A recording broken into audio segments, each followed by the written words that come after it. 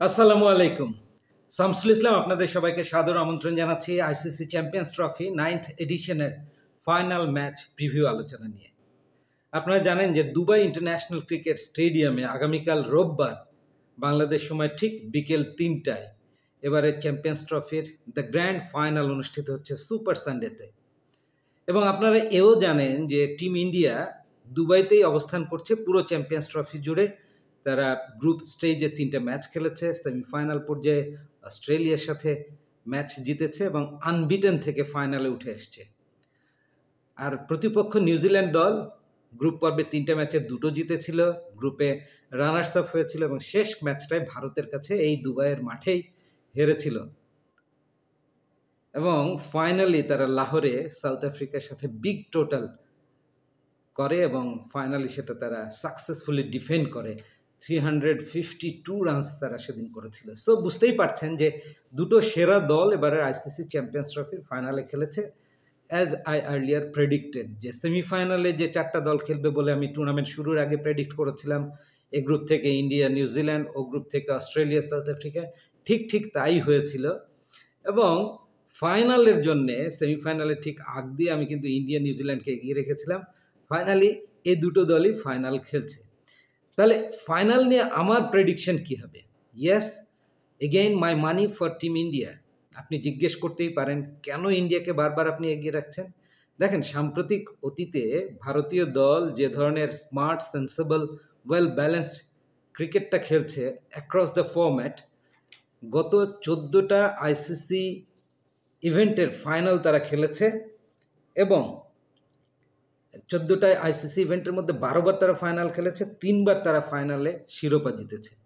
অন্যদিকে গত 8টা final ICC ইভেন্টে নিউজিল্যান্ড খেলে একবার মাত্র চ্যাম্পিয়ন হয়েছে, সেটা টেস্ট চ্যাম্পিয়নশিপ লড়াইয়ে ইন্ডিয়ার সাথেই। সো যেটা হয় যে champions trophy head to head record বলছে 1-1। 2000 সালে ফাইনালে নিউজিল্যান্ড ইন্ডিয়াকে হারিয়ে শিরোপা জিতেছিল চ্যাম্পিয়ন্স ট্রফির কেনিয়ার মাঠে।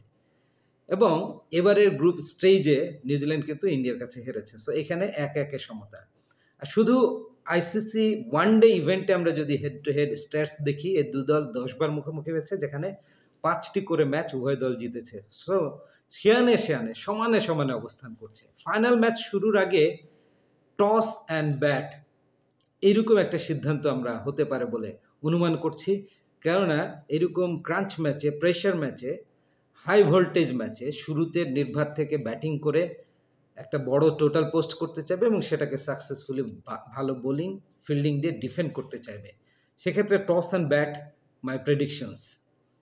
এর অন্যথাও হতে পারে, বাট আমার অনুমান যে টস জিতে দলটা ব্যাটিং করতে চাইবে। এবং আপনি দেখেন যে দুবাই ইন্টারন্যাশনাল মাঠে বিশেষ করে লাহোরের মতো 300+ কোনো স্কোর আপনি প্রত্যাশা করতে পারেন না। এখানে 250 থেকে 270 it would be a very good competitive total for sure. আমরা দেখেছি এর আগে ইন্ডিয়া নিউজিল্যান্ড ম্যাচে গ্রুপ পর্বে অ্যারাউন্ড 250 এটা সাকসেসফুলি ইন্ডিয়া চেজ করে গেছে। এই দিকে আপনি যদি দেখেন যে ইন্ডিয়ার সাথে অস্ট্রেলিয়ার ম্যাচটা 260 অড রান করেছিল অস্ট্রেলিয়া এবং সেটা ইন্ডিয়া সাকসেসফুলি চেজ করে গিয়েছিল প্রায় 2 ওভার হাতে রেখেই, যদিও তাদের 6টা উইকেট পড়ে গিয়েছিল। বাট রান চেজ মাস্টার হিসেবে বিরাট কোহলি অসাধারণ খেলেছেন। টিম ইন্ডিয়ার টপ 6 প্রত্যেকে কিন্তু ছন্দে আছে, টাচে আছে, ফর্মে চলে আসছে। এবং একইভাবে নিউজিল্যান্ডেরও Kane Williamson, Rachin Ravindra, Will Young প্রত্যেকেই কিন্তু এই টপ 3 এক্সেলেন্ট ফর্মে আছে। ইভেন কি মিডল অর্ডারের টম লেইথম দুর্দান্ত টাচে আছে। গ্লেন ফিলিপস, ব্রেসওয়েল এরা ফিনিশিং টাচ দিতে জানে। ড্যারেল মিচেল খুব একটা ছন্দে নেই, তবে লাস্ট ম্যাচে কুইক 49 করে তিনিও আমার মনে হয় যে বেশ ছন্দে ফিরে আসছেন। ফাইনাল ম্যাচের আগে নিউজিল্যান্ড শিবিরে একটা ধাক্কা লেগেছে, সেটা হচ্ছে ম্যাট হেনরি তার ডান কাঁধে চোট পেয়েছেন। ফাইনাল ম্যাচটা হয়তো তিনি মিস করতে যাচ্ছেন। তাহলে তার জায়গায় কে মানে রিপ্লেসমেন্ট হতে পারে? নেথন স্মিথ বা ডাফির সম্ভাবনা রয়েছে। আমার মনে হয় যে নেথন স্মিথ এর আগে যদি একটা ম্যাচ খেলেছে, সো ওকেই নিউজিল্যান্ড টিম ম্যানেজমেন্ট হেনরির জায়গায় সুযোগ দিতে পারে। যদি হেনরি ফিট হয়ে যায় তো নো ডাউট হেনরি তাদের ফার্স্ট চয়েস।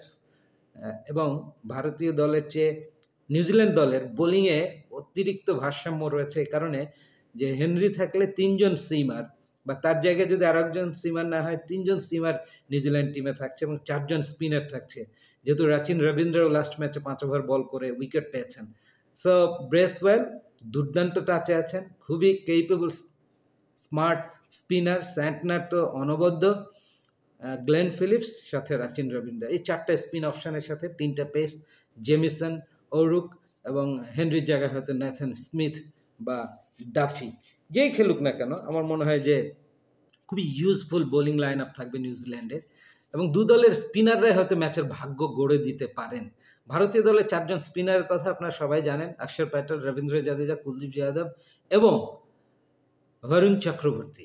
এই নিউজিল্যান্ডের বিপক্ষে 5 উইকেট হল ছিল গ্রুপ পর্বে শেষ ম্যাচটায় বরুণ চক্রবর্তী। সো এই 4টা স্পিনারকে সামলে, ওদিকে মোহাম্মদ সামি এবং হার্দিক পান্ডিয়ার 2জন পেসার। সো পেস ডিপার্টমেন্টে যদি ফুল 10-20 ওভার্সের প্রয়োজন পড়ে, রোহিত শর্মা কিন্তু একটু বিপদেই পড়বেন, কিন্তু 2টো মাত্র পেস অপশনস রয়েছে। বাট 3জন কোয়ালিটি অলরাউন্ডার রয়েছে টিম ইন্ডিয়ার। আপনি দেখেন অক্ষর প্যাটেল প্রতিদিন মিডল অর্ডারে ব্যাট করছে, খুবই কার্যকর ইউজফুল নক উপহার দিচ্ছে। হার্দিক পান্ডিয়া ফিনিশিং টাচ দিতে জানেন, বড় শটস খেলতে পারেন। Rabindra Jadeja situation wise bat করতে পারেন। অন্যদিকে আপনি যদি নিউজিল্যান্ড শিবিরে দেখেন, কেন উইলিয়ামসন এবং রাচিন রবীন্দ্র যে ধরনের ব্যাটিং ছন্দে রয়েছে, অসাধারণ অসাধারণ। 226 রান করেছে, 2টো সেঞ্চুরি করেছে।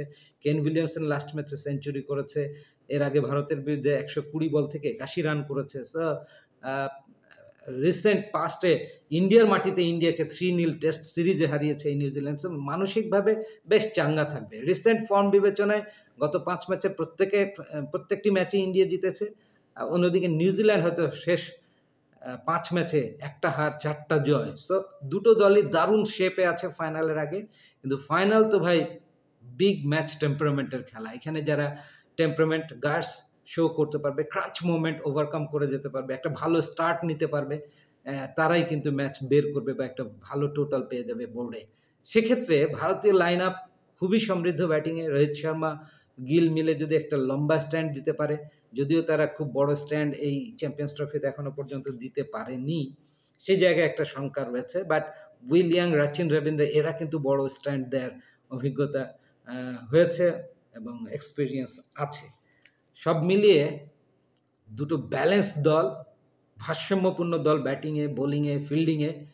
তারপরও কেন জানি মন বলছে যে দুবাই হাতে তালুর মতো চেনা হয়ে গেছে, একেবারে দুর্দান্ত প্রস্তুতি নিতে পেরেছে। একই হোটেলে, একই ভেন্যুতে সবগুলো ম্যাচ খেলা, একই হোটেলে থাকা, কোনো ভ্রমণ ক্লান্তি নেই, জেট ল্যাগ নেই, যেটা নিউজিল্যান্ডের খেলোয়াড়দের ক্ষেত্রে আছে। সো অনেকটা হোম সয়েলে খেলছে ইন্ডিয়া, এরকম যদি আমরা ধরে নেই ধারে ভারে এবং কারেন্ট ফর্ম বিবেচনায় ফাইনালের ম্যাচে আমি ইন্ডিয়াকে এগিয়ে রাখছি। দেখা যাক আগামীকাল কি হয়। ভিডিওটি ভালো লাগলে নিশ্চয়ই আপনারা শেয়ার করবেন। ওভারঅল ওয়ানডে ফরম্যাটে দু দলের হেড টু হেড স্ট্যাটস বলছে যে 119টা ম্যাচ হয়েছে দু দলের মধ্যে, যেখানে ভারত 61টি জয়, 50টি জিতেছে নিউজিল্যান্ড। সো এই পাল্লা আবার ভারতের দিকে ভারী, কিন্তু এই ভারী ভারী নয়। নিউজিল্যান্ড কিন্তু ফাইট ব্যাক করতে জানে এবং খুব ঠান্ডা মাথার খুনে খেলোয়াড় তারা। এই টিমটা হয়তো সুপারস্টার নাই ওই রকম, বাট কম্বাইন্ড টিম এফোর্টের জায়গায় এই নিউজিল্যান্ড কিন্তু দুর্দান্ত।